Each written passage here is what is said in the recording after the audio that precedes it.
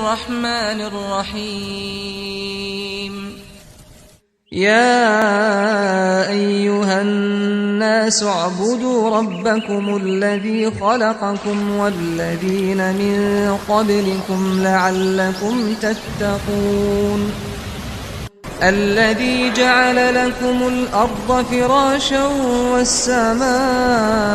بناء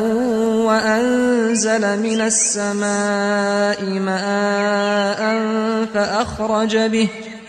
فأخرج به من الثمرات رزقا لكم فلا تجعلوا لله أندادا وأنتم تعلمون وإن كنتم في ريب مما نزلنا على عبدنا فأتوا بسورة من مثله